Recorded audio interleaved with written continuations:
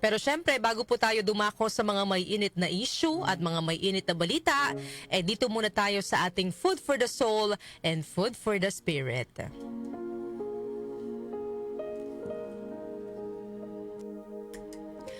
Ang aking pong isi-share sa inyo ngayong umaga ay ang 5 principles for a happy life.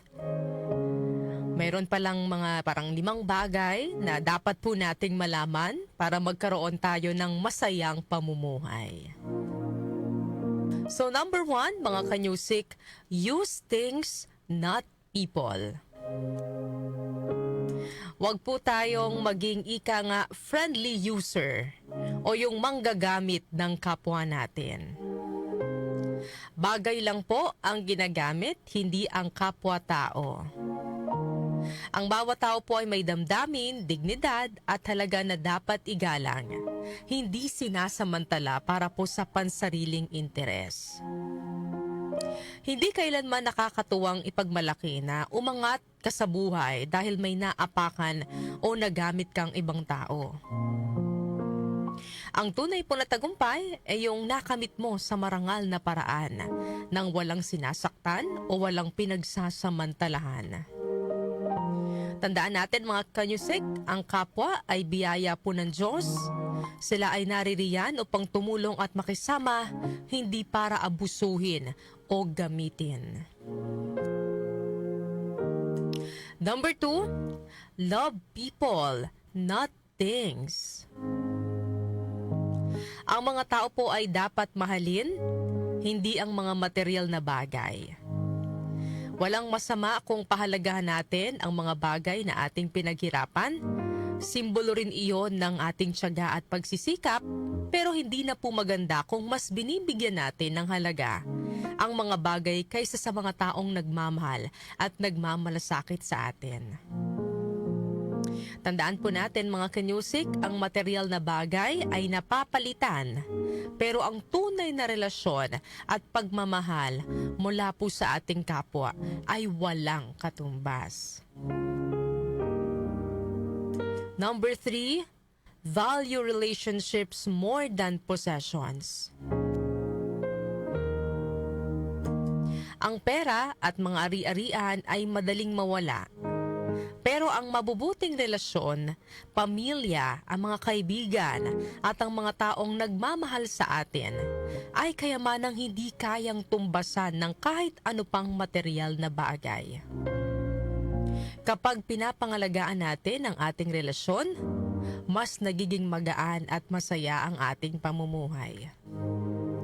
Sa oras ng problema, hindi naman po pera o ari-arian ang unang lalapit at dadamay sa atin, kundi ang mga taong tunay na nagmamalasakit. Number 4, spread kindness wherever you go. Sabi nga po, kindness is free to give, but priceless to receive. Libre lang po ang pagpapakita ng kabutihan sa ating kapwa, pero para po sa taong napakitaan mo ng kabutihan, ito ay may napakalalim na halaga. Ang simpleng ngiti, tulong, or pagbibigay ng mga mabubuting words ay maaari makapagpagaan ng loob ng isang taong may pinagdadaanan. Hindi natin kailangan maging mayaman para magbigay ng kabutihan. Sapat na mayroon tayong puso na handang umunawa at tumulong sa ating kapwa.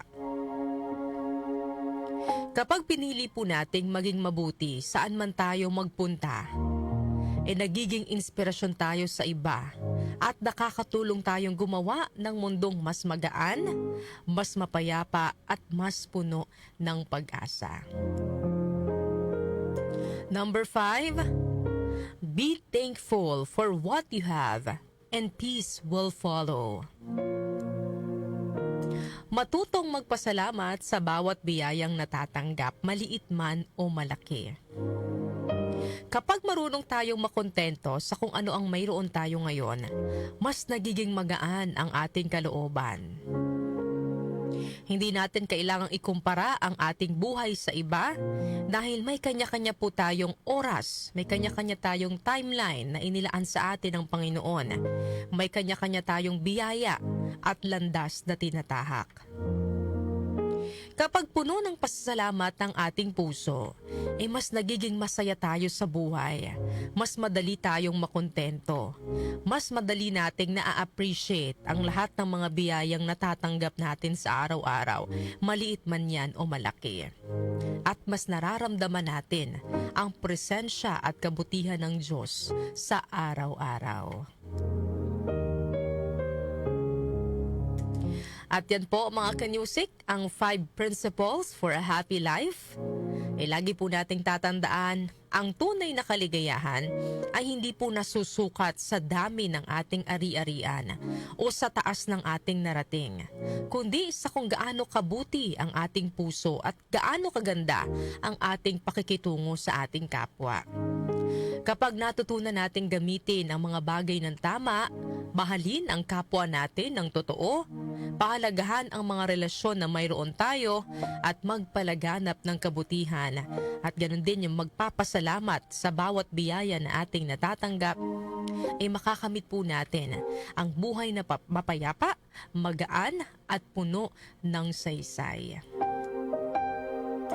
Sabi nga po sa Proverbs chapter 3 verse 13 to 14, "Blessed is the one who finds wisdom and the one who gets understanding. For the gain from her is more precious than jewels."